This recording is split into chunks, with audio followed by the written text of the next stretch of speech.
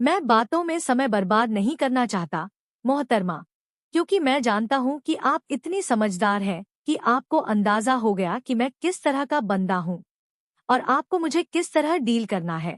यह कहकर वह उसके दुपट्टे को आहिस्ता से उसके सिर से उतारने लगा। ढेर सारी पिनें देखकर उसे अपना सिर चकराता हुआ महसूस हो रहा था और फिर आखिरकार वह दुपट्टा उसके सिर से अलग हो गया। उसके बालों को खोलकर उसने आगे पीछे सभा के बाल फैला दिए। बीच में उसका चांद जैसा चेहरा उसे बुरी तरह बहका रहा था और फिर उसका गहरा गला उसका ईमान डगमगाने लगा। वह औरत उसकी दस्तरस में मौजूद थी, पूरी तरह से उसके नाम हो चुकी थी। बहुत ही आहिस्तगी से उसके जेवरात उसके वजूद से अलग करके उसने उसकी शर्ट की पिछली पिन खोल दी। उसका गला और गहरा हो गया था। अब उसके सीने के नसी बोफराज और साफ नजर आ रहे थे। वह अपनी उंगलियां उसकी गर्दन पर ले गया और हौले हौले फेरने लगा। एक सिसकी सभा के मुंह से निकली। उसने अपना चेहरा उसके सीने में छिपा लिया था। कामरान ने बहुत आहिस्तगी से उसे खुद से दूर किया। तुम सोच भी नहीं सकती कि मैं तुमसे कितनी मोहब्बत करता हूँ। यह कहकर वह उसके होठों पर झुक गया और उसके निचले होंठ को काटने लगा था। उसने कामरान के कॉलर को अपने हाथों में जकड़ने की कोशिश की, मगर उसने बहुत ही आहिस्तगी से सभा के हाथ अपने कॉलर से हटाकर अपनी उंगलियों में फंसा लिए और उसके बाजू को उसके सिर के साथ लगा दिया। वह पूरी तरह से एक साए की तरह उस पर सवार था। उसके निचले होंठ को छोड़ता, अब वह उसके दोनों होठों को चूमने लगा था। बहुत ही आहिस्तगी से और प्यार के साथ वह अपनी मोहब्बत उस पर न्योछावर कर रहा था। उसका एक हाथ आजाद करके वह उसकी कमर पर ले आया था और उसे खुद से और करीब किया। उन दोनों के जिस्म एक दूसरे से छू रहे थे। बरसों की आग थी जिसे आज हाल में बुझना था। तुम सोच भी नहीं सकती कि तुम मेरे दिल के कितने करीब हो। उसके होठों को आजाद करता वह फिर से उसके कानों में झुका था। कुर्बत के लम्हों में अपने महबूब के मुंह से इजहार मोहब्बत सुनना इंसान को और बहकाता है। यह बात कोई कामरान को समझाता, जो कि सभा के जज्बात को बुरी तरह भड़का रहा था। अब वह उसकी गर्दन पर झुक गया था और उसकी गर्दन को हौले हौले काटने लगा। वह वहां पर निशान बना रहा था, जबकि वह उसके बालों में उंगलियां फेर रही थी। वह उसे खुद से दूर हटाना भी चाहती थी और उसे खुद में समो लेना भी चाहती थी। बुरी तरह बेचैन हो रहे थे, जबकि उसकी बेचैनी से लुत्फानंदोज होता हुआ वह उस पर अपनी मोहब्बत न्योछावर किए जा रहा था। उसने उसे कमर से पकड़कर थोड़ा सा ऊपर की तरफ खींचा और एक बार फिर से उसके होठों को चूमने लगा, लेकिन इस बार उसकी शिद्दत में इजाफा हुआ था। जब वह उससे अलग हुआ तो सभा ने अपने मुंह में खून का हल्का सा जायका महसूस किया। उसने बुरा सा मुंह बनाया था। यह तो कुछ भी नहीं है। यह तो मेरी कुर्बत का 1% भी नहीं है। अभी तो तुम्हें 99% और सहना है। क्या तुम वह सब कुछ बर्दाश्त कर पाओगी? उसकी आंखों में देखता हुआ उसने सवाल किया। क्या आपको कोई शक है? वह उसी की आंखों में देखती हुई दीदार लेरी से बोली। तुम मुझे इस तरह ज्यादा अच्छी लगती हो। मैं तुम्हें यही कहने वाला था कि जब तुम मेरे पास आओ तो अपनी शर्म को साइड पर रख कर आओ। वह उसकी शर्ट को हाथ लगाते हुए बोला। उसकी दीदार लेरी फौरन ही गायब हो गई थी, क्योंकि अब वह उसकी शर्ट को उसके वजूद से अलग करने का इरादा रखता था। उसके दोनों हाथों को पकड़ चुकी। क्या हुआ? कहाँ पर गई तुम्हारी बहादुरी? वह वह मैं पहले लाइट तो ऑफ कर दूं, उसने कांपते हुए लहजे में कहा था। मगर मैं तो तुम्हें देखना भी चाहता हूँ, महसूस भी करना चाहता हूँ और खुद में बसाना भी चाहता हूँ। प्लीज, मुझे इस तरह शर्म आ रही है। आप कहती थी कि क्या मुझसे शर्माती नहीं, क्योंकि पहले मुझे अंदाजा नहीं था कि आप इस कदर बेशर्म होंगे।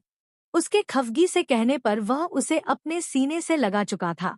उसके जिस्म को महसूस करता हुआ वह अपने अंदर उठते हुए जज्बात को महसूस करके अपने कंट्रोल को खो रहा था। उसने उसकी बैक जिप खोली और उसकी शर्ट को उसके कंधों से नीचे ढलकाया और फिर स्ट्रिप भी नीचे गया। अब उसके साफ शफ्फाफ और सफेद कंधे उसकी नजरों के सामने थे, जिन पर एक साथ 3 तिल मौजूद थे, और वह इन तीनों पर उंगली फेर रहा था, जबकि वह आंखें मीचकर उसके सामने लेटी थी और अपने आप को कंपोज करने की कोशिशों में हलकान हो रही थी। उसके वहमो गुमान में भी नहीं था कि कामरान इस कदर रोमांटिक होगा। उसने तो समझा हुआ था कि वह सीधा सादा सा खड़ूसा बंदा है, मगर यहाँ पर तो वह उसकी जान निकालने के दर पे था। सच कहा है किसी ने, किताब को उसके कवर से जज नहीं करते। सभा से भी यही गलती सरजद हुई थी। वह उसके कंधे पर मौजूद इन तिलों को चूमने लगा। उसके साथ साथ उसके पेट पर और उसकी कमर पर भी हाथ फेरा था। कभी वह उसके सीने में अपना चेहरा छिपा लेती और कभी उसकी कमर पर नाखूनों से खराशे लगाती। कभी वह उसके सीने को जख्मी करने लगती।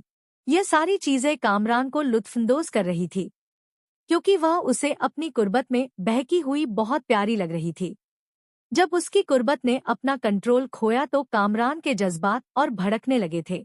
वह लड़की उसकी पहली मोहब्बत थी जिसे उसने बेतहाशा चाहा था और सारी जिंदगी वह उसे इसी तरह ही चाहना चाहता था।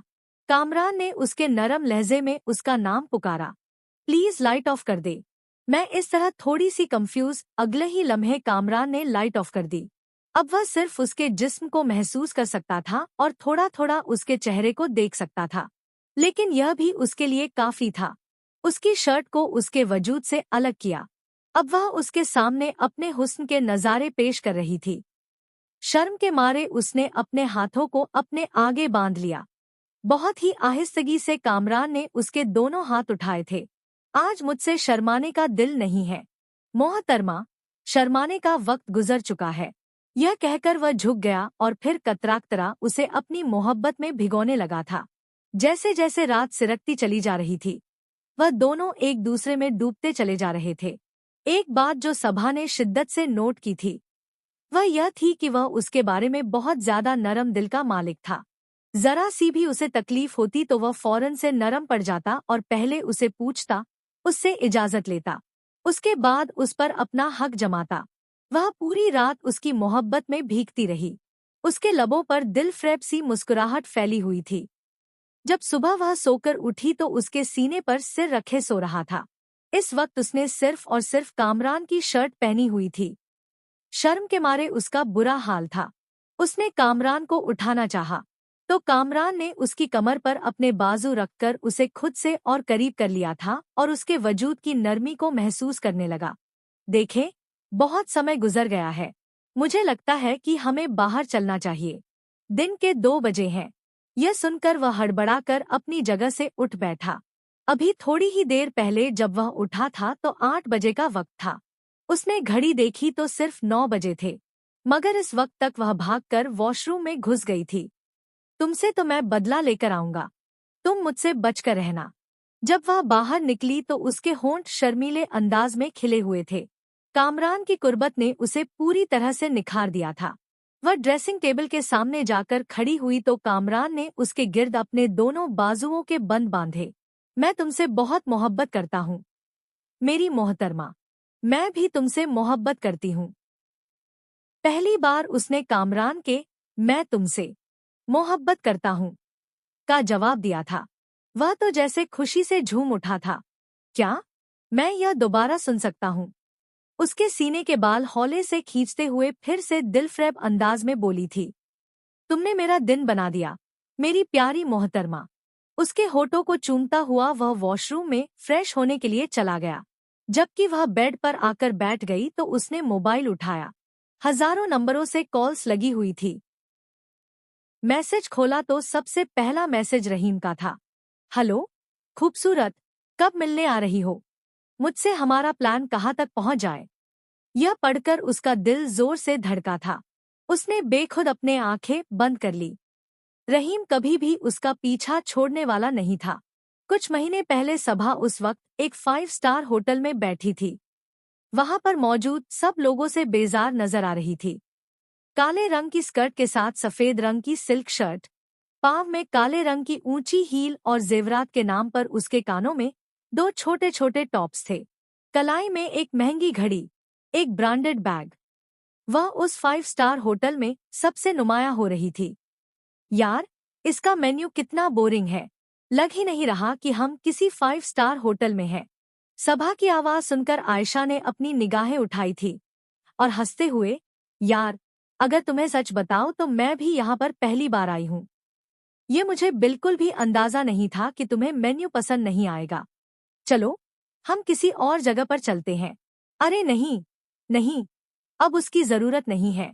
मुझे जल्दी घर पहुंचना है। तुम्हें तो पता है कि अगर थोड़ी सी लेट हो जाओ तो बाबा मेरे लिए परेशान हो जाते हैं। हाँ, मैं तुम्हारे बाबा से एक बार जरूर मिलूंगी। आयशा की बात सुनकर एक लम्हे के लिए वह गड़बड़ाई और फिर अगले लम्हे खुद पर काबू पाते हुए बोली, हाँ क्यों नहीं। जैसे ही वह लंदन से वापस आते हैं मैं तुमसे उनकी मुलाकात करवाऊंगी। फिर हम सारा दिन हल्ला गुल्ला करेंगे। हाँ, हम बहुत ज्यादा एंजॉय करने वाले हैं। वैसे तुमने कभी मुझे अपनी फैमिली की पिक्चर्स नहीं दिखाई। हाँ, मुझे याद करवाना, वह मेरे दूसरे मोबाइल में है। उसने एक और बहाना बनाया और अब वह काफी कंफ्यूज थी, क्योंकि जो डिशेज आयशा ने ऑर्डर की थी वह तो उसने उनके नाम भी पहली बार सुने थे। इन डिशेज को कैसे खाते हैं उसे बिल्कुल भी अंदाजा नहीं था, मगर वह यह सब कुछ आयशा के सामने बोलकर शर्मिंदा नहीं होना चाहती थी। वह अपने चेहरे पर मुसलसल किसी की निगाहों की तपश महसूस कर रही थी। निगाहें उठाकर देखा तो काले सूट में एक आदमी बैठा हुआ था, जिसकी उम्र 28 या 29 के करीब थी। वह पसंदीदा निगाहों से उसके चेहरे को देख रहा था। सभा का दिल जोर से धड़का। उसके लबों पर दिल फ्रेब सी मुस्कुराहट फैल गई। जब भी अमीर कबीर मर्द हजरात उसकी तरफ पसंदीदा निगाहों से देखते थे तो उसे एक अनजानी सी खुशी महसूस होती थी। जब खाना आया तो वह हंगों की तरह खाने को घूरने लगी। क्या हुआ है? कुछ भी नहीं। उसे जैसे समझ आया कि उसने खाना खाना शुरू कर दिया। आयशा ने भी उसे टोकना मुनासिब नहीं समझा था। खुशगवार माहौल में खाना खाया गया। हाय अल्लाह, मैं मर गई। यह कहकर आयशा जल्दी से टेबल के नीचे बैठ गई थी। क्या हुआ है? भाई यहाँ पर आ गए। डॉक्टर ने मुझे बाहर का खाना खाने से मना किया था। मैं भाई से छुपकर यहाँ पर आई थी। दरअसल आयशा बाहर का खाना खाने की वजह से बीमार पड़ जाती थी। इसी वजह से डॉक्टर ने उसे सख्ती से हिदायत की हुई थी।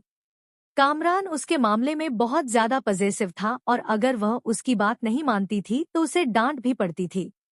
कुछ नहीं होता यार, तुम खामखा ही डर रही हो। सभा की निगाहें कामरान पर जम गई थी। बिलाशुबा वह एक चार्मिंग पर्सनालिटी का मालिक था।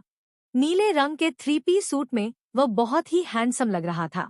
तो यह तो पूरी आफत है। वह मुंह ही मुंह में बड़बड़ाई, ठीक कह रही हो यार, ये किसी आफत से कम नहीं है। आयशा उसकी आवाज सुन चुकी थी, मगर वह समझ नहीं पाई थी कि सभा किस सेंस में बात कर रही है। उधर आयशा साहिबा सीट पर आकर बैठी थी और उधर कामरान साहब ने उन्हें पहचान लिया। वह खाना खाकर वापस जा रहे थे। कामरान अपने कोलीग से एक्सक्यूज करता हुआ माथे पर बल डाले उसके करीब आया और कुर्सी खींचकर बैठ गया। उसने सभा को नहीं देखा था। क्या मैं आपसे पूछ सकता हूँ? आपकी तो अभी एक बहुत ही इम्पोर्टेंट क्लास चल रही थी, तकरीबन आधे घंटे पहले। उसने सभा को कॉल करके पूछा था और आप यहाँ पर फिर से वही चीजें खा रही है। आपको पता है ना कि आपकी तबीयत खराब हो जाती है। उसके लहजे में खफगी थी। इसकी कोई गलती नहीं है, यह मेरे कहने पर आई है। खूबसूरत सी नुस्वानी आवाज पर उसने अपनी गर्दन फेरी, जहाँ पर वह हुस्न की मलिका अपने बालों की लटों को अपनी उंगली के गिर्द घुमा रही थी। मैं रियली सॉरी हूँ। मुझे अंदाजा नहीं था कि इसे बाहर का खाना मना है। अगर मुझे पता होता तो मैं कभी भी उसे अपने साथ लेकर ना आती।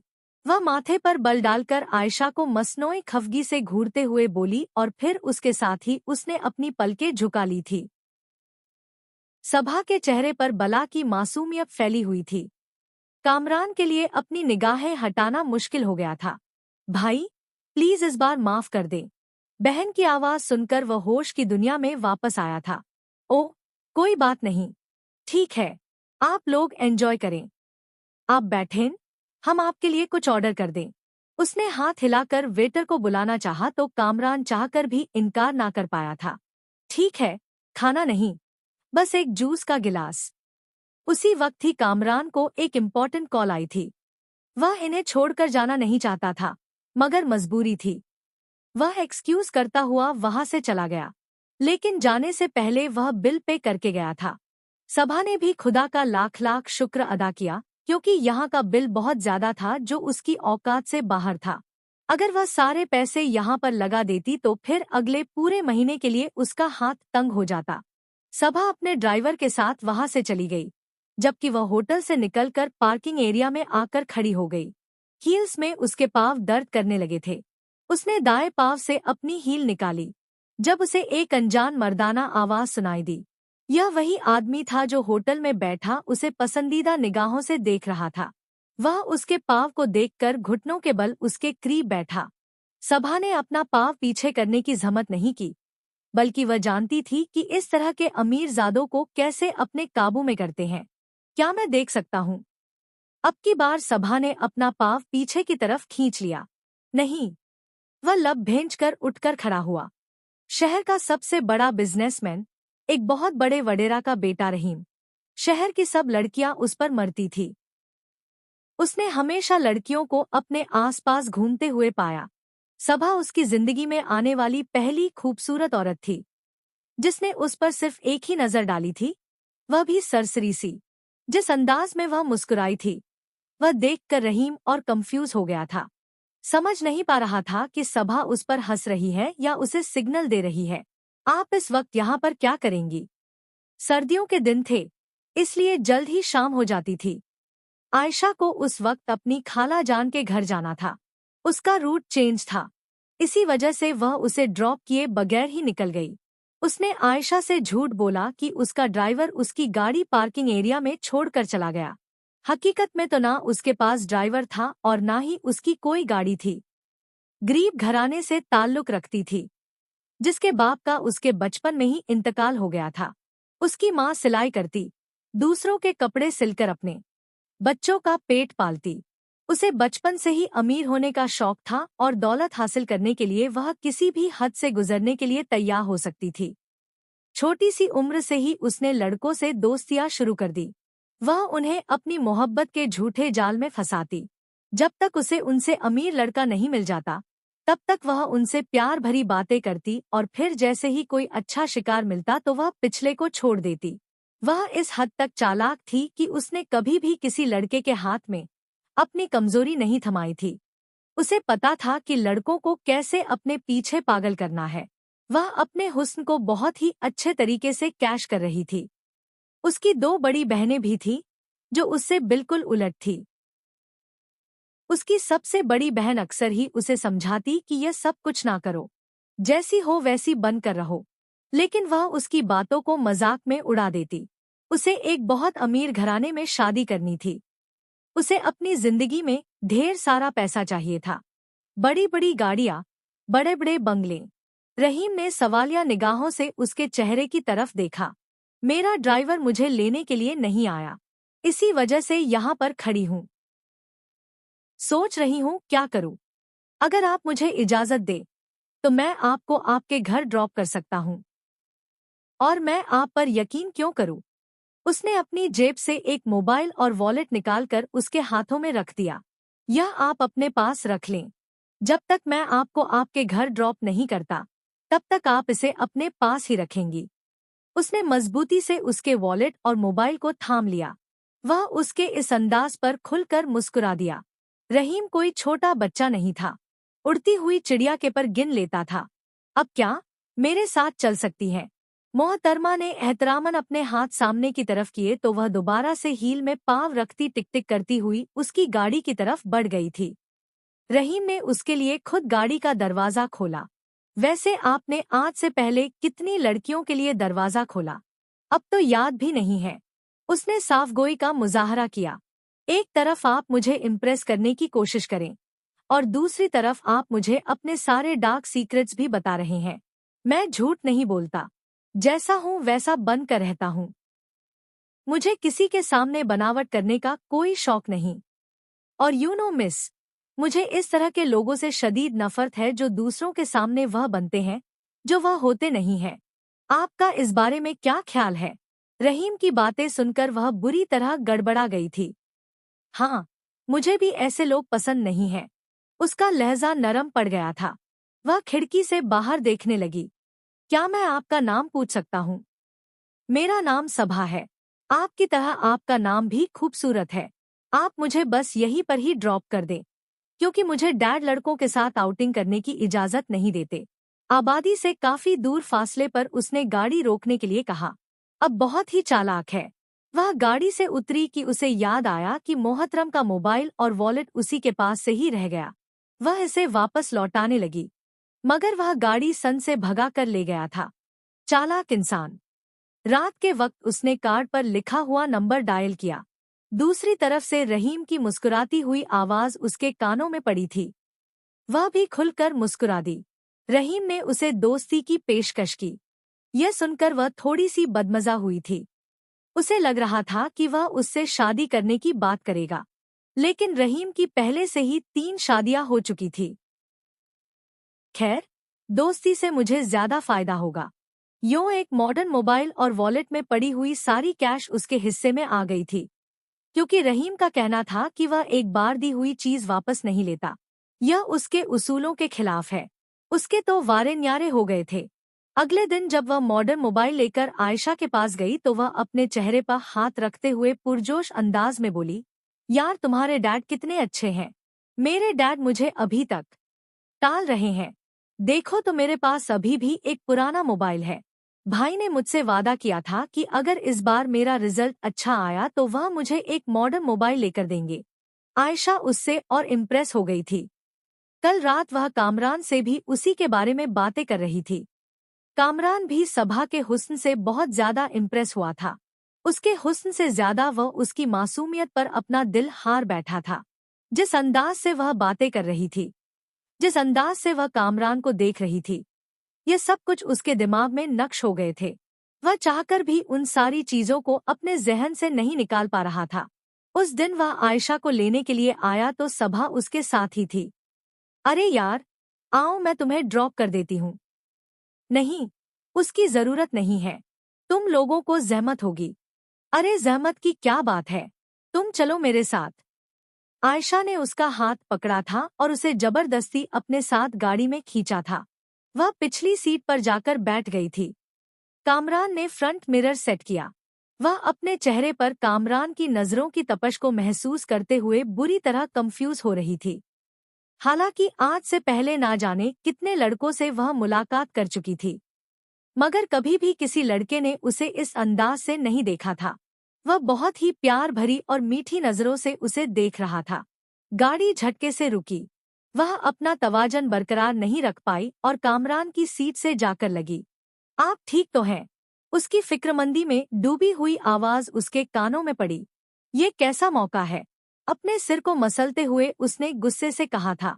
उसके लहजे को महसूस करता वह थोड़ा सा शर्मिंदा हुआ था। वह बहुत ही सीधा सादा सा बंदा था। जो बात उसके दिल में होती वही उसकी जुबान पर होती। उसे यूं खींचतान कर बातों को लंबा करना बिल्कुल भी पसंद नहीं था। पिछले 1 हफ्ते से वह मुसलसल उसी के बारे में ही सोच रहा था और चाहता था कि अपने ख्यालात का इजहार करे और उसके साथ एक मजबूत ताल्लुक कायम करे।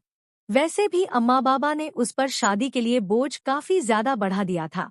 आपको मैं किस एंगल से ड्राइवर लग रहा हूँ? मोहतरमा, यह सुनकर वह गड़बड़ा गई थी। सॉरी, मैं समझी नहीं। उसने अपने खास मासूमाना अंदाज में सवाल किया। मैं आपसे पूछ रहा हूँ कि मैं आपको किस एंगल से आपका ड्राइवर लग रहा हूँ? किसी भी एंगल से नहीं। तो फिर आप पीछे क्यों बैठी हुई हैं? फ्रंट सीट पर आकर बैठें। मुझे थोड़ा सा अजीब लग रहा है और रियली सॉरी, मेरे दिमाग में नहीं रहा। मुझे माफ कीजिएगा। मैंने आपको ऐसा महसूस करवाया। मेरी ऐसी कोई भी अटेंशन नहीं थी। अभी? नहीं, नहीं, सॉरी की जरूरत नहीं है। मैं आपके साथ मजाक कर रहा था। चंद लम्हे यूं ही खामोशी से गुजर गए थे। वह बहुत ही आहिस्ता गाड़ी ड्राइव कर रहा था। उसने पहले आयशा को उसके घर ड्रॉप किया था। अपनी बहन से पहले ही बात कह ली थी कि आज वह अपने दिल का इजहार हर हाल में करके रहेगा। मैं आपसे बात करना चाहता हूँ। मुझे उम्मीद है कि आप मेरी बात तहम्मुल से सुनेंगी और बुरा मनाए बगैर मुझे जवाब देंगी। जी, आपके दिल में जो कुछ भी है आप कह सकते हैं। उसने निगाहें चुराते हुए शर्माते हुए धीमे लहजे में कहा था। मुझे बातों को टालना नहीं आता। मैं बस आपको ये बता देना चाहता हूँ कि मैंने आपको पहली नजर में देखा तो आप मुझे अपने दिल के बेहद करीब लगी थी। शुरू शुरू में मुझे लगा कि यह अट्रैक्शन है, वक्त गुजरने के साथ कम हो जाएगी, मगर यह मेरी गलतफहमी साबित हुई। आप सुबह शाम मेरे हवासों पर सवार रहने लगी है। अब मैं चाहकर भी आपको अपने ज़हन से नहीं निकाल पा रहा। मैं आपको पसंद करने लगा और आपसे शादी करना चाहता हूँ। देखिए, मुझे गलत मत समझिएगा। मैं बस आपको वह बता रहा हूँ जो मैं आपके लिए महसूस करता हूँ। इसके बाद आपका जो भी फैसला होगा मुझे मंजूर होगा। उसका दिल जोर-जोर से धड़क रहा था। उसे डर लग रहा था कि कहीं ऐसा ना हो कि सभा उसे इनकार कर दे, क्योंकि वह उस लड़की को खोना नहीं चाहता था। जिंदगी में पहली बार कोई लड़की उसे अपने दिल के बेहद करीब लगी थी। क्या आप 100% श्योर हैं? क्या आप मुझे पसंद करते हैं? क्योंकि आजकल के दौर में तो हर कोई आपसे पसंदीदगी का इजहार करता है, मगर कोई भी आपको अपनाने के लिए तैयार नहीं होता। मैंने इसी वजह से सबसे पहले आपसे निकाह की बात की है। जब तक आपसे निकाह नहीं करूंगा तब तक आपसे कोई भी फिजूल फरमाइश नहीं करूंगा और ना ही आपकी इजाजत के बगैर आपके करीब आऊंगा। ये बॉयफ्रेंड, गर्लफ्रेंड्स, रिलेशनशिप वाला कल्चर मुझे बिल्कुल भी पसंद नहीं है। इन सारी चीजों में मेरा दम घुटता है। जी, आप ठीक कह रहे हैं। मुझे भी ये चीजें अच्छी नहीं लगती। मगर मैं चाहती हूँ कि इससे पहले हम लोग एक दूसरे को थोड़ा सा जान लें। इसके लिए बात करना जरूरी है, क्योंकि अगर सिर्फ आपको देखकर भी आपको जान सकता तो कसम उठाकर कहता हूँ, पूरा दिन आपके चेहरे का दीदार करता रहता। क्योंकि जितना मैं आपके बारे में जानूंगा मेरा तजस्सुस और बढ़ेगा और मेरी मोहब्बत में और इजाफा होगा। सभा का दिल भी अजीब से अंदाज में धड़क रहा था। उसे आज से पहले कभी भी किसी ने इस तरह प्रपोज नहीं किया था। हाँ, बहुत ही अमीरजादे उसकी जिंदगी में आते थे, लेकिन वह सिर्फ और सिर्फ दिल बहलाने तक ही महदूद थे। सभा उनका दिल बहलाती थी और बदले में वह उससे ढेर सारी शॉपिंग्स वगैरह करवाते थे और उनकी डील यहीं पर ही थी। आज तक किसी ने भी उसे शादी की पेशकश नहीं की थी। वह सिर्फ और सिर्फ एक दूसरे के साथ एंजॉय करते थे और फिर जब वक्त पूरा हो जाता तो एक दूसरे को छोड़ देते। यह पहला अमीरजादा था जो उसे निकाह के लिए कह रहा था। अगर उसे मेरे खानदान के बारे में पता चल गया तो वह डर गई थी। इतनी बड़ी आसामी वह हाथों से निकलने की इजाजत नहीं दे सकती थी। उन दोनों में नंबर एक्सचेंज हुए थे। रात के वक्त वह देर तक उससे बातें करती रही। होश की दुनिया में वह तब आई जब उसे करीब ही मस्जिद से फज्र की अजानों की आवाज सुनाई दी। आज से पहले उसने कभी भी किसी से इतनी लंबी गुफ्तगू नहीं की थी। कामरान का भी यही हाल था। वह तो लड़कियों के नाम से ही झिझकता था। जहाँ पर लड़कियां होती वहां पर उसका नामोनिशान भी नहीं होता। वह यूनिवर्सिटी में कोएजुकेशन में पढ़ा था। एक बहुत बड़ा बिजनेसमैन था। हर रोज ही मुख्तलिफ औरतों के साथ उसकी डीलिंग्स होती थी, लेकिन कभी भी किसी औरत की जात में उसने इंटरेस्ट ही नहीं लिया था। और अब वह लड़की उसे अपने दिल के बेहद करीब महसूस हो रही थी। भाई, कहीं ऐसा तो नहीं कि भाभी के आने के बाद आप मुझे भूल जाएंगे। सुबह वह नाश्ते के टेबल पर बैठा हुआ था। आयशा ने उसे छेड़ते हुए कहा, कौन सी भाभी? क्या तुमने कोई लड़की पसंद कर ली है? आमना बेगम ने पुरजोश होकर सवाल किया। वह गड़बड़ा गया था क्योंकि अभी तक सभा ने अपने घर में बात नहीं की थी और वह चाहता था कि जब सभा उसे ग्रीन सिग्नल दे तभी वह अपनी अम्मा को बताए। अम्मी, ये तो कुछ भी बोलती रहती है। इसकी बातों पर यकीन ना करें। अम्मी, मैं कसम उठाकर कहने के लिए तैयार हूँ। भाई को मेरी दोस्त से मोहब्बत हो गई है। मैंने आपको सभा के बारे में बताया था ना, वह जिसके बाबा एक बहुत बड़े बिजनेसमैन हैं। यह सुनकर कामरान ने अपने लब भींच लिए थे। उसके बाबा बिजनेसमैन नहीं थे और यह राज उस पर 2 दिन पहले ही आश्कार हुआ था, मगर उसे उन सारी चीजों से कोई मसला नहीं था। वह उससे मोहब्बत करता था। उसे सभा की जात से गज थी। वह एक रुपोश इलाके में छोटे से घर में अपनी बेवा माँ और 2 बहनों के साथ रहती थी। उसकी माँ दूसरों के कपड़े सिलाई करती थी। यह सारी इन्फॉर्मेशन उसके गार्ड ने उसे आकर दी, क्योंकि जब भी वह सभा को छोड़ने के लिए जाता था तो सभा उसे आबादी से काफी दूर ड्रॉप करने के लिए कह देती थी। यह बात उसे थोड़ी अजीब लगी। एक बार उसने अपने गार्ड को सभा के पीछे लगाया तो पता चला कि वह एक छोटे से घर में दाखिल हुई थी। उसने मजीद डिटेल्स निकलवाई तो उसे पता चला कि मोहतरमा ने उसे जो कुछ भी बताया हुआ है वह सब कुछ झूठ है। हकीकत में वह एक गरीब घराने से ताल्लुक रखती है। हैरत की बात यह थी कि सबके बावजूद भी कामरान की मोहब्बत में जरा भी कमी नहीं आई थी। बल्कि वह उसे अपने दिल के मजीद करीब लगने लगी। वह उसे मिलकर उसे यह सारी बातें क्लियर करना चाहता था और उसे बताना चाहता था कि वह उन लोगों में से नहीं है जो क्लास की बुनियाद पर लोगों को जज करते हैं। उसके दिल में सभा के लिए नरम गोशा मौजूद था, एक ऐसा गोशा जो सिर्फ और सिर्फ उसके लिए मुख्तस किया गया था। रात का वक्त था जब वह कमरे के अंदर दाखिल हुई। कहाँ पर थी तुम इतनी देर से? तुम्हें कुछ अंदाजा भी है तुम्हारी वजह से अम्मी कितनी परेशान है?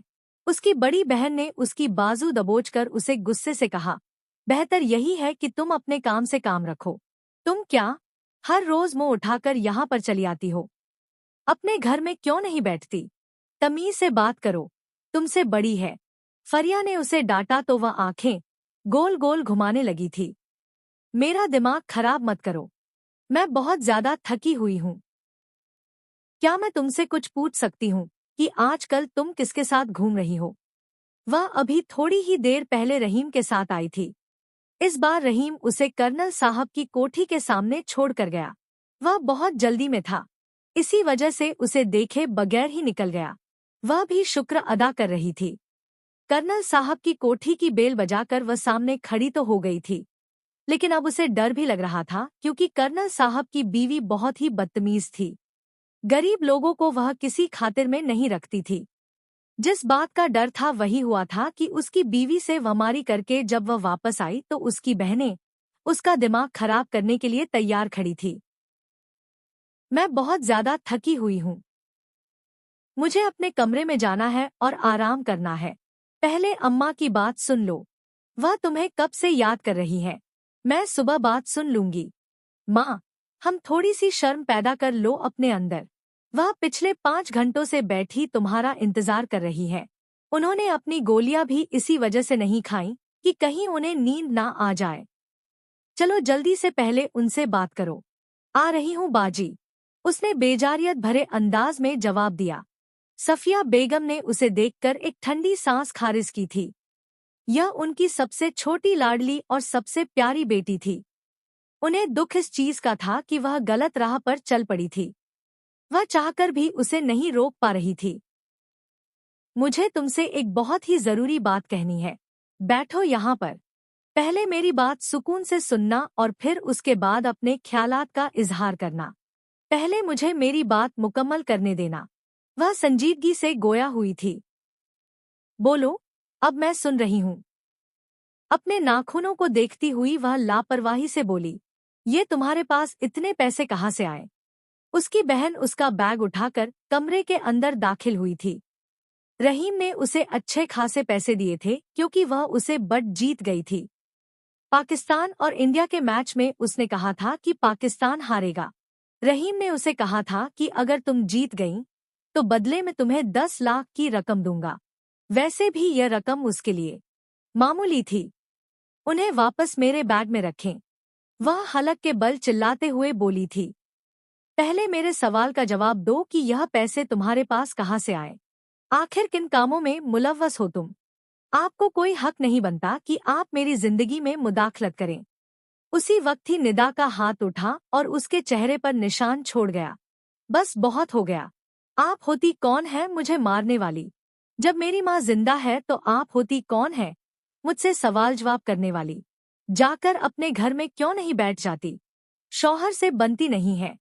हर दूसरे रोज मार खाकर हमारे घर पर हमारे सीनों पर मूंग दलने के लिए चली आती हो। नफरत करती हूँ मैं आपसे। उसकी बहन फटीफटी आंखों से उसके चेहरे को देख रही थी, जिसने नफरत की इंतहा कर दी थी।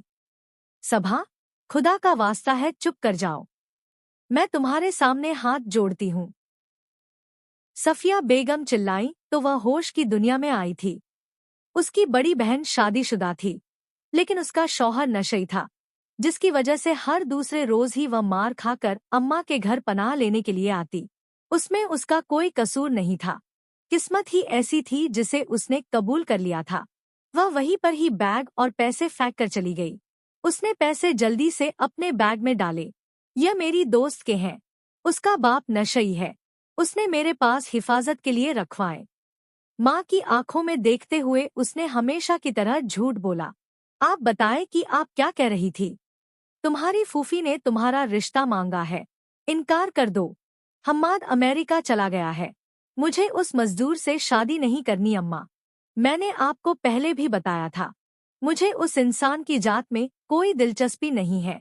तुम्हें क्या लगता है तुम्हारे लिए किसी शहजादे का रिश्ता आएगा? आप देख लीजिएगा, चंद ही दिनों के अंदर शहजादा आपके कदमों में बैठकर मेरे लिए हाथ मांगेगा। उसने पुरयकीन अंदाज में कहा। अम्मा से बहस करके वह अपने कमरे में तो आ गई थी, लेकिन अब वह परेशान हो रही थी कि अगर वह इससे रिश्ता लेने के लिए कहते और वह यहाँ पर आ जाता तो वह उसे क्या जवाब देती। उसने तो उसके सामने बड़ी बड़ी भड़के मारी थी कि मैं एक अमीर बाप की बेटी हूँ। हमारे घर में गाड़ियों की लाइन लगी हुई है और यहाँ पर उसके पास रिक्शे के पैसे नहीं होते थे। यह 10 लाख मुझे किसी अच्छी जगह पर लगाने चाहिए। अम्मा को बोलती हूँ 1-2 महीने के लिए किसी बड़े घर में शिफ्ट हो जाते हैं। यूँ थोड़ी सी इज्जत भी बच जाएगी और बाकी के सारे पैसे मैं किसी तरह से अरेंज कर लूंगी। आखिर रहीम किस दिन काम आएगा? वह उसी चीजों के बारे में सोच रही थी जब उसका मोबाइल बजने लगा। उसने देखा कि कामरान की कॉल आ रही थी। जल्दी से कॉल अटेंड कर ली थी। मुझे तुमसे मिलना है। मुझे बताओ कल तुम किस टाइम फ्री रहोगी? मेरे पास सिर्फ 1 घंटे का वक्त है। हमारी बातें 1 घंटे में पूरी नहीं हो सकती। मेरे पास 3 या 4 घंटे का वक्त निकाल कर आना। मुझे तुमसे बहुत ही जरूरी बातें करनी है। उसके लहजे में संजीदगी थी। एक लम्हे के लिए तो उसका दिल डोलने ही लगा था, मगर अगले ही पल खुद पर कंट्रोल करते हुए बोली, ठीक है, जो आपका हुक्म। आप जितने घंटे कहेंगे मैं उतने घंटे आपके नाम कर दूंगी। दिलफरेब अंदाज में कहती हुई वह एक बार फिर से उसकी धड़कनों को मुंतशिर कर गई थी। तुम बहुत अच्छी हो पर प्लीज झूठ बोलना छोड़ दो।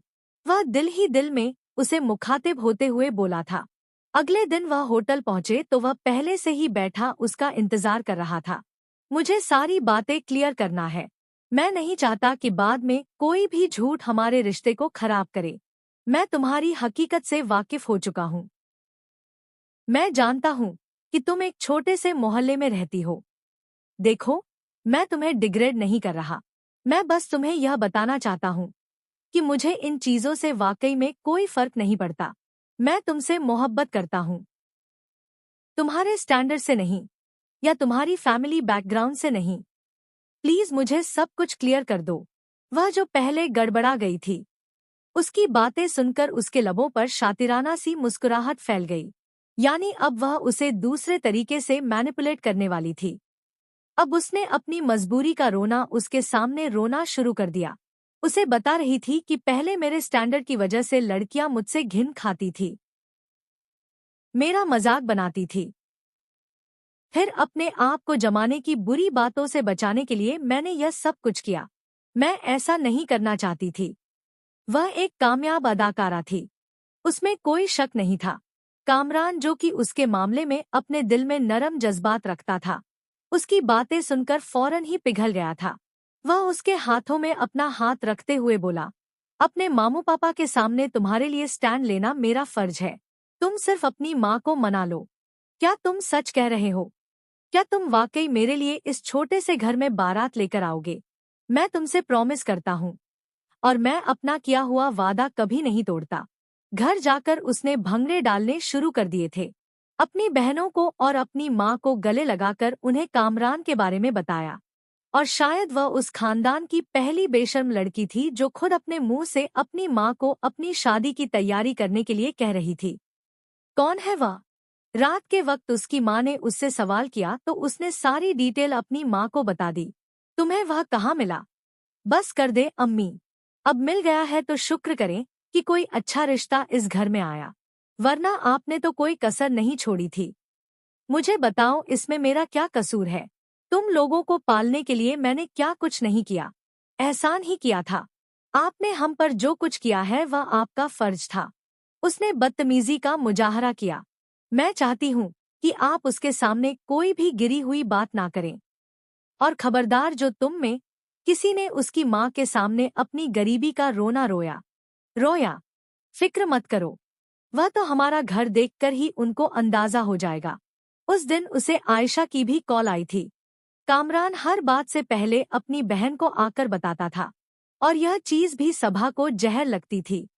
उसने फैसला किया था कि शादी के बाद सबसे पहले आयशा को अपने रास्ते से हटाएगी। अब वो लड़की उसकी आंखों में खटकने लगी थी।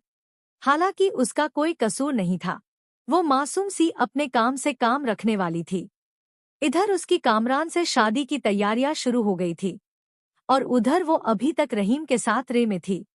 उनकी दोस्ती अब काफी मजबूत हो चुकी थी।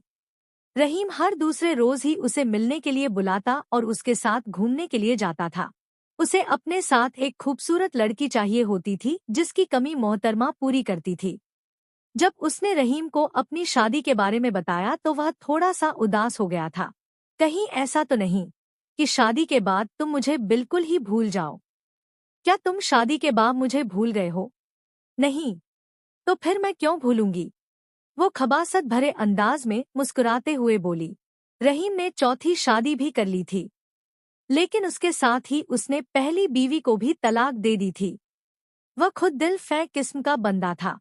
हर दूसरी औरत की जात में दिलचस्पी लेता, मगर उसे शादी के लिए एक इंतहाई शरीफ औरत चाहिए होती थी। और अगर उस औरत में जरा सी भी कमी निकलती तो वह उसे अपनी जिंदगी से निकाल फेंकता। और यह चीज किसी हद तक सभा को भी गुस्सा दिलाती थी। कामरान के पेरेंट्स ने शुरू में तो काफी एतराज किया, मगर फिर वह अपने बेटे की खुशी देखते हुए राजी हो गए थे। इन्हें कामरान की खुशी से बढ़कर और कुछ भी नहीं था। शादी का सारा खर्चा कामरान ने ही उठाया था और तीनों फंक्शंस होटल में हुए थे। सभा ने अपने किसी भी रिश्तेदार को नहीं बुलाया, सिवाय उसके चंद करीबी रिश्तेदारों के जो बड़े घरानों से ताल्लुक रखते थे। कामरान से कहकर उसने अपनी माँ और बाकी फैमिली को एक हाई क्लास सोसाइटी में शिफ्ट करवा दिया, जिसका किराया देना कामरान की जिम्मेदारी थी। उसने खुशी खुशी ये जिम्मेदारी कबूल कर ली थी। सफिया बेगम अपनी बेटी के लिए बहुत ज्यादा परेशान थी। वो उसको हर तरह से नसीहतें कर रही थी, जबकि वो उनकी बातें एक कान से सुनकर दूसरे से निकाल देती थी और शीशे में मौजूद अपना अक्स देख रही थी। उस पर बहुत ज्यादा रो पाया था। कामरान साहब तो आज मुझसे अपनी निगाहें ही नहीं हटा पाएंगे। यह सोचकर ही उसके लबों पर शर्मीली सी मुस्कुराहट फैल गई। उसे रात के 12 बजे उसके कमरे में पहुंचा दिया गया था। वो अप्सरा मालूम हो रही थी। कामरान जब कमरे के अंदर दाखिल हुआ तो अपनी जगह पर ठिठक कर रुक गया। दिल की धड़कनों से अपने कानों में सुनाई दे रही थी। वो उसके कदमों की चाप को महसूस करते हुए धीरे से मुस्कुरा दी, जबकि वह उसकी मुस्कुराहट पर निसार हो गया था। मैं तुम पर कुर्बान जाऊं, उसने पश्तो में कहा तो वह हैरत का इजहार करते हुए उसके चेहरे की तरफ देखने लगी, यूं जैसे उसे समझ ही ना आई हो। तुम्हें पश्तो नहीं आती क्या? नहीं खान साहब, वो दिलफरेब अंदाज में मुस्कुराते हुए बोली। मैंने तुम्हें कहा है आई लव यू। उसके कानों में झुकता हुआ उसके कानों की लो को काटता हुआ दिलफरेब अंदाज में बोला, जबकि वह खुद में मजीद सिमटने लगी थी। पूरी रात वह उस पर अपनी मोहब्बत लुटाता रहा था और सुबह उठते ही सबसे पहले उसे रहीम की तरफ से मैसेज मसूल हुआ, जो फिर से उसे मिलने की जिद कर रहा था। उसे भी उसमें कोई बुराई नजर नहीं आ रही थी। कामरान की भी दोस्तियां होंगी। अगर मैं उसकी जिंदगी में मुदाखलत नहीं करती तो उसे भी कोई हक नहीं है मेरी जिंदगी में मुदाखलत करने का। उसे कामरान से कोई खास मोहब्बत नहीं थी। यह शादी उसने सिर्फ और सिर्फ उसके पैसे की वजह से की थी। उधर उन दोनों का वलीमा खत्म हुआ और इधर उसने जिद शुरू कर दी थी कि मुझे घूमने के लिए तुर्की जाना है। कामरान की कुछ इम्पोर्टेंट मीटिंग्स थी और कुछ डील्स भी क्लियर करनी थी। उसने 1 महीने का वक्त मांगा। रात के वक्त जब वह कमरे में दाखिल हुआ तो वह ब्लैक साड़ी पहने शीशे में खड़ी थी। उसका पेट भी थोड़ा सा नजर आ रहा था। यह देखकर उसके माथे पर बल पड़ गए। सभा ने यह साड़ी 5 लाख की ली थी। उसकी अलमारी ढेर सारे कीमती कपड़ों से भरी हुई थी, मगर उसके बावजूद वो शॉपिंग पर फिजूल के पैसे खर्च कर रही थी। उसकी सास ने सिर्फ उसे इतना ही कहा था कि तुम थोड़ा सा सोच समझकर पैसा लगाया करो। इस बात का भी उसने बतंगड़ बनाया था और अपनी सास से लड़कर बैठ गई। अभी वह रहीम से मिलने के लिए जा रही थी, क्योंकि उसको लगा था कामरान आज रात घर वापस नहीं आएगा, मगर उसे देखकर वह कंफ्यूज हो गई। अगले ही पल वह अपने आप को कंपोज करते हुए बोली, आपके लिए तैयार हो रही थी मैं। यह सुनकर वह थोड़ा सा मुतम हो गया और फिर अगले ही लम्हे वो एक बार फिर से उसे अपने बाजुओं में समेट चुका था, जबकि सभा का ध्यान बार बार भटक कर रहीम की तरफ जा रहा था। वह उसके सीने पर सिर रखकर लेटी हुई थी। तुम मुझे थोड़ी सी डिस्टर्ब नजर आ रही हो। आपकी अम्मी को मैं पसंद नहीं हूँ। वह हर वक्त मुझसे लड़ाइयाँ करती है। उसके लिए यह अच्छा मौका था क्योंकि कामरान उसकी कुर्बत में बुरी तरह से बहका हुआ था। अब क्या हुआ है? वो उसका चेहरा अपने हाथ से उठाते हुए बोला। उन्होंने मुझे सब मुलाजिमाओं के सामने जलील किया। उन्होंने मुझे कहा है कि मैं गरीब घराने से आई हूँ और 1-2 टके की लड़की हूँ। यह सारी बातें वह खुद से बनाकर उसे सुना रही थी। ऐसा नहीं हो सकता। आपको लगता है कि मैं आपसे झूठ बोलूंगी? आज मेरा दिन इतना बुरा गुजरा है, मैं आपको बता नहीं सकती। यह कहकर वह उठ बैठी और बेड की चादर से अपने आप को छुपाने की कोशिश करने लगी। उसकी आंखों में आंसू देखकर वह बुरी तरह से बेचैन हो गया। अगले ही पल वह अपनी शर्ट पहनकर कमरे से बाहर निकला, जबकि वह भी फ्रेश होने के लिए वॉशरूम में चली गई थी। अब आएगा मजा।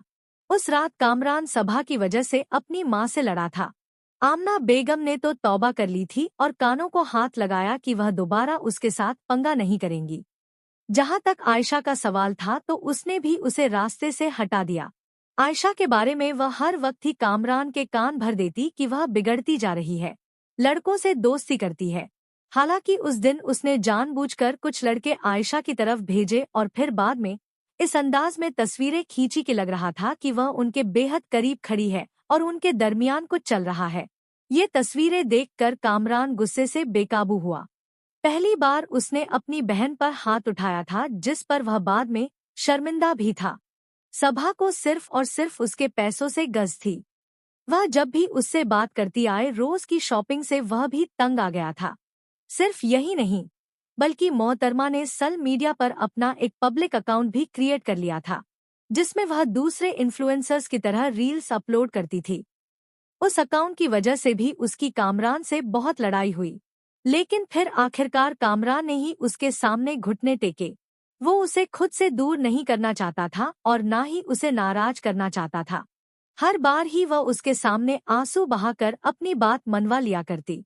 तकरीबन 2 महीने के बाद ही उसने आयशा की शादी करवा दी और अब वह हवेली की अकेली मालकिन बन चुकी थी। उसकी सास की तबीयत खराब रहने लगी तो कामरान ने उसे सिर्फ इतना कहा कि तुम अम्मा को वक्त पर दवाई दे दिया करो क्योंकि मुलाजिमा अक्सर भूल जाती है। इस पर भी उसने तमाशा लगाया था। अपनी सास को दवाई देना तो दूर की बात है, वो तो उनकी खैरियत दरियाफ्त भी नहीं करती थी। सुबह 9 बजे घर से बाहर निकलती और आवारागर्दी करने के 12 बजे वापस आती। कई बार तो ऐसा होता कि वह उसके आने से पहले घर पर आ जाता और उसका इंतजार करते करते सो जाता। उसने अभी तक रहीम के साथ दोस्ती रखी हुई थी। सिर्फ यही नहीं, बल्कि उसने अपनी क्लास के दूसरे मर्दों के साथ भी घूमना शुरू कर दिया, जिनमें ज्यादातर बिजनेसमैन थे। पूरा पूरा दिन वह उनकी गाड़ियों में घूमती, उनके पैसों से शॉपिंग करती और अपनी लालची तबीयत की वजह से उसका दिल नहीं भरता था। एक दिन वह अपने कोलीग के साथ एक मीटिंग के सिलसिले में होटल में मौजूद था, जब उसकी नज़र अपनी बीवी पर पड़ी जो किसी गैर मर्द के साथ होटल के अंदर दाखिल हो रही थी। अचानक ही उस मर्द ने उसकी बीवी का हाथ थाम लिया। कामरान का दम घुटने लगा। उसको लगा कि उसकी बीवी एक झटके से अपना हाथ आजाद करवाएगी, मगर ऐसा नहीं हुआ था। वो उसके हाथों में हाथ डालती एक टेबल पर आकर बैठी।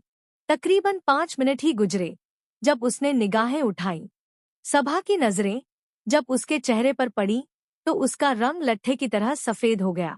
कामरान को आज से पहले कभी भी इतनी शर्मिंदगी नहीं हुई थी। वह दुआ कर रहा था कि उसके कोलीग उसकी बीवी को ना पहचाने, वरना वह उनके सामने कभी भी सिर उठाकर ना चल पाता। वो अपने शौहर को वहां पर बैठा हुआ देखकर फौरन ही वहां से उठकर चली गई। कामरान ने भी एक गहरी सांस ली थी, अपनी टाई की नॉट ढीली की थी और सांस लेने की कोशिश की। क्या हुआ है? तुम ठीक तो हो? उसके दोस्त ने उसके कंधे पर हाथ रखते हुए सवाल किया। हाँ, मैं ठीक हूँ। हवेली वापस जाने के बाद उसने सभा से बात करने की कोशिश की तो अचानक ही उसकी तबीयत खराब होने लगी।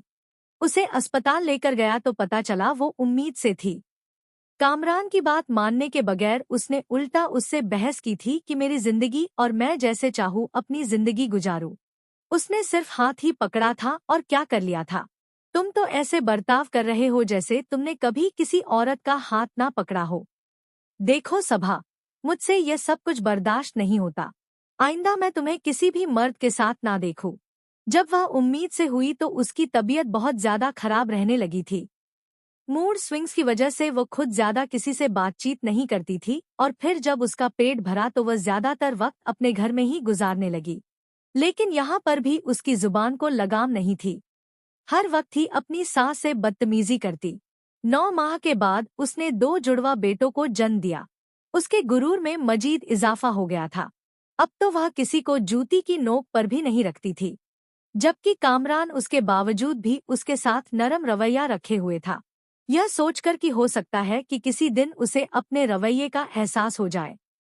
एक दिन वह रहीम के साथ किसी पार्टी से वापस आ रही थी जब उनकी गाड़ी का एक्सीडेंट हुआ। उसकी दोनों टांगें टूट गई। जब उसे होश आया और उसे अपने बारे में पता चला तो वह पागलों की तरह रिएक्ट करने लगी और दहाड़े मार मार कर रोने लगी। रहीम की उस एक्सीडेंट में मौत हो गई थी। इधर इसकी टांगें टूटी थी और उधर लोगों ने उसके साथ राब्ते खत्म कर दिए। पहले जो लड़के उस पर जान देने के लिए, उस पर अपना पैसा लुटाने के लिए तैयार रहते थे, उन्होंने ऐसे मुंह फेर लिया था जैसे उनका सभा के साथ किसी किस्म का कोई ताल्लुक ही ना हो। वह मादी दुनिया में इस हद तक गई थी कि वह अपने रब से भी दूर हो गई थी।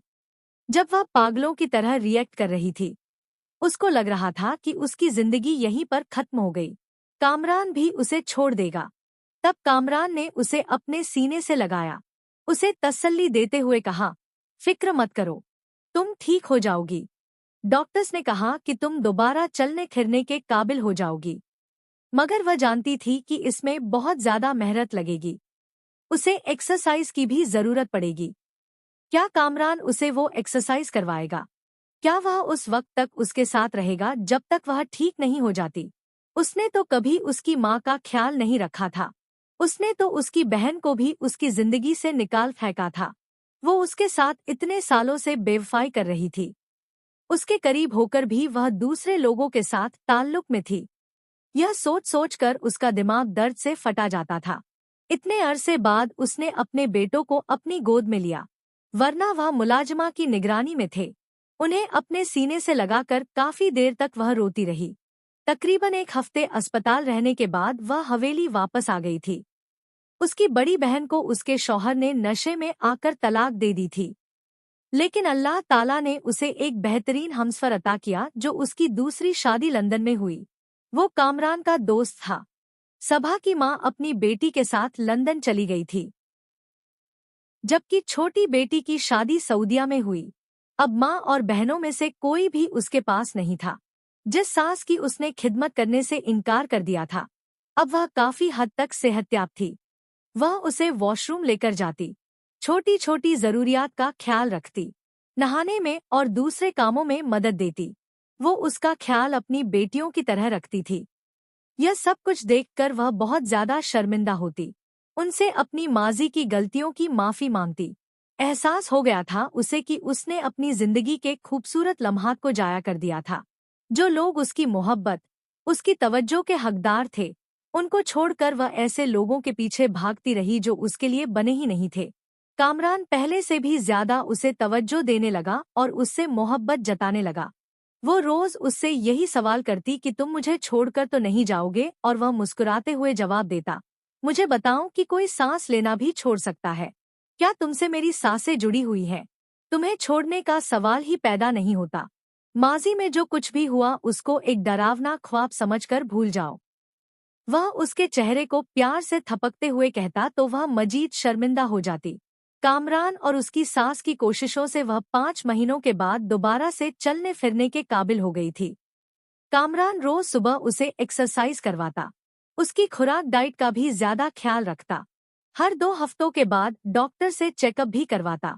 सेहतयाब होने के बाद वह अपनी सास, अपने बेटों और अपने शौहर के साथ उम्रा करने के लिए गई थी। रात के वक्त वह उसके कंधे पर सिर रखकर बैठी हुई थी। तुम सोच भी नहीं सकते कि मैं खुद को किस कदर खुशकिस्मत औरत तसव्वुर करती हूँ। जिसे अल्लाह ने तुम जैसा शौहर दिया है। तुम्हारे मुझ पर बहुत से एहसानात हैं, वह मैं कभी भी नहीं चुका पाऊंगी। यह एहसानात नहीं है, यह वह मोहब्बत है जिसकी तुम हकदार थी। तुम मेरी बीवी हो और तुम्हारी हिफाजत, तुमसे प्यार जताना, तुमसे उल्फत जाहिर करना मेरी जिम्मेदारी है। यह मुझ पर फर्ज है। अगर तुम चाहते तो तुम उस वक्त मुझे छोड़ सकते थे, मुझसे मेरे किए का बदला ले सकते थे। बदला उनसे लिया जाता है जिससे नफरत हो, मगर तुम तो मेरी मोहब्बत हो। तुम तो सरतापा मोहब्बत के काबिल हो। तुमसे मैं कैसे बदला ले सकता था? मैं बस खुदा का शुक्र अदा कर रहा हूँ कि तुम्हें हिदायत मिल गई। चाहता हूँ कि तुम हमेशा हिदायत की राह पर रहो। मैं तुमसे वादा करती हूँ, दोबारा कभी भी तुम्हें तकलीफ नहीं पहुंचाऊंगी। उसने माजी को मुकम्मल तौर पर खैरबाद कह दिया था। कहानी कैसी लगी? कमेंट सेक्शन में अपनी कीमती राय का इजहार जरूर कीजिएगा। मिलते हैं एक नई मजेदार सी कहानी के साथ अगली वीडियो में। तब तक के लिए अल्लाह हाफिज।